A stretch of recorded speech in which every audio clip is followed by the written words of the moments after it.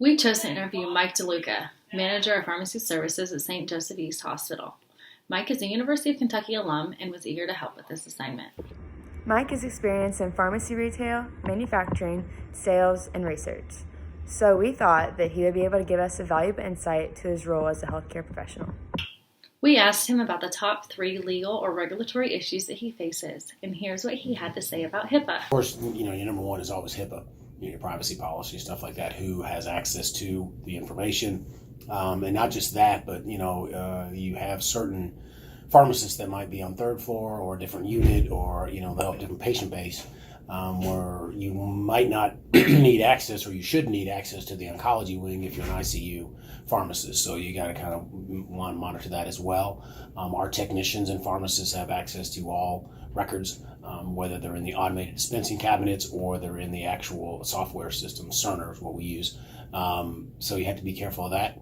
I have a report that prints once a week, and if it matches last names, then it comes to me, and I have to say, well, was that Smith the same family as that Smith? And if it is, then we could have a legal issue there. I've not had that happen. We've had family members, of course, come to the hospital, but none of our technicians or pharmacists have looked themselves up or their family members, so that's not been an issue. Another regulatory issue that Mike spoke about was something that all healthcare professionals face, which is audits from the Joint Commission.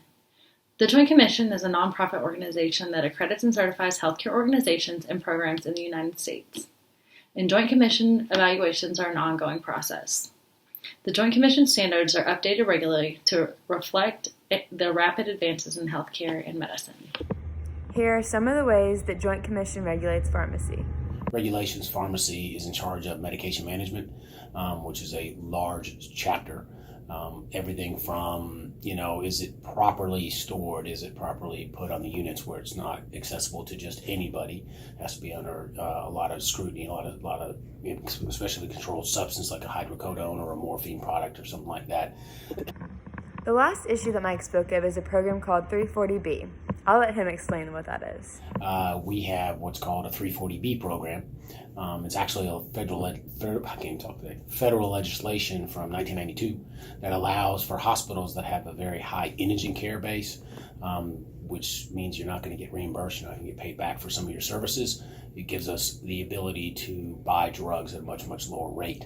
But then the reimbursement would be the same, so you get a better margin, so to speak, and that monies allows us to continue our indigent care and continue services that we have. So those are kind of top 3 things I would say that we have. Okay. To wrap this up, we believe that Mike gave us some great information during our interviews to help us understand some of the things that we may face once we become administrators or other healthcare professionals. We hope this recap of us interviewing Mike DeLuca was informative to you as it was to us. Thanks for watching.